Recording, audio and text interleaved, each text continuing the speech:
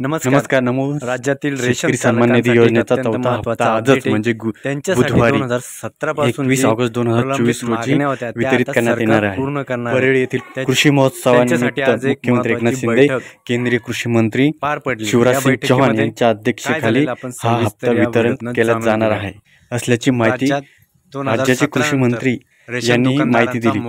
सध्या आजपासून सुरू होत असलेल्या परळी येथील कृषी महोत्सवाला राज्यभरातून विविध मंत्री परळी येथे दाखल होणार आहेत. त्याच निमित्ताने आज चौथा हप्त्याचं वितरण केलं जाणार आहे. कृषी प्रदर्शन, पशु प्रदर्शन, धान्य महोत्सव, चर्चासत्र, प्रात्यक्षिके, रानभाज्या महोत्सव, शेतकऱ्यांचा सन्मान, यथोगाथा, उत्पादक, ग्राहक, विक्री यांच्यासह राज्यातील शेतकऱ्यांसाठी अनेक उपक्रम यामध्ये काही दिवसापूर्वी चालणार. या महोत्सवामध्ये त्याच महोत्सवामध्ये शेतकऱ्यांचा सन्मान निधी हा वितरित करण्यात येणार आहे. राज्यभरातून शेतकऱ्यांची कृषी महोत्सव सहभागी होण्याची कृषी मंत्र्यांनी सांगितलेलं आहे.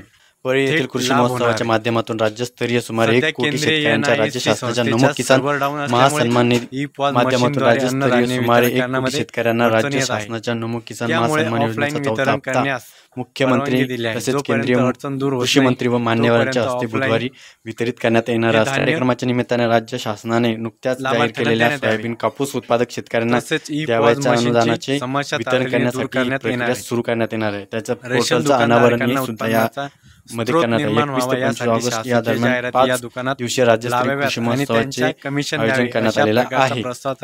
नमस्कार. नमो शेतकरी सन्मान निधी योजनेचा चौथा हप्ता आजच म्हणजे बुधवारी 21 ऑगस्ट 2024 रोजी वितरित करण्यात येणार आहे. परळी येथील कृषी महोत्सवानिमित्त मुख्यमंत्री एकनाथ शिंदे, केंद्रीय कृषी मंत्री शिवराज सिंग चौहान यांच्या अध्यक्षतेखाली हा हप्ता वितरण केला जाणार आहे असल्याची माहिती